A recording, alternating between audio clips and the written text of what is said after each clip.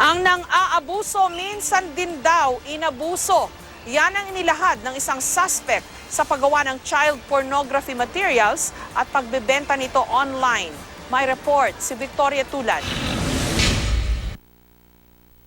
Matapos ang halos 2 taong manhunt, naaresto sa Malapascua Island sa Cebu ang 23 anyos na si Lizel Margalio na nahaharap sa 16 na arrest warrant dahil sa qualified trafficking, violence against children at iba pang kaso. Si Margalio ang umano'y dating live-in partner ng Australianong si Peter Scully na inaresto noong Pebrero 2015 sa Bukidnon.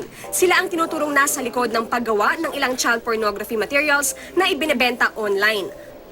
Pero ang suspect na si Margalio, biktima rin umano ng pang-aabuso. Yan daw ang inilahad nito sa NBI Anti-Human Trafficking Division nang makausap nila ito noong 2015 matapos maaresto si Scully. Nais daw niyang maghiganti sa kanyang ina na umabuso sa kanya, kaya raw niya ito nagawa sa mga bata. Lumapit daw ito sa mga otoridad at umaming kasama siya ni Scully sa kanilang cyber porn operation. Siya pa nga raw ang nagturo kung saan ibinaon ang batang napatay nila sa Surigao. Hindi nakulong ng panahong iyon si Margalio dahil wala siyang warrant of arrest noon.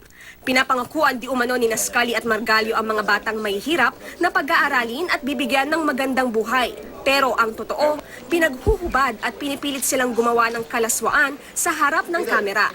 Itinatali pa raw ang mga musmos, binubusalan at pinapaso.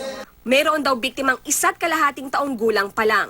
So ito yung mga bata na to, palaboy-laboy lang. Kinukumbinsi nila yung mga parents na ipa-adapt sa kanila yung mga bata, yung pang-aabuso sa bata.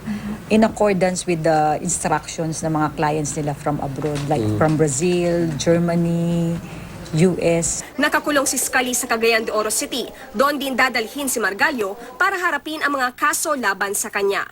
Victoria Tulad, GMA News.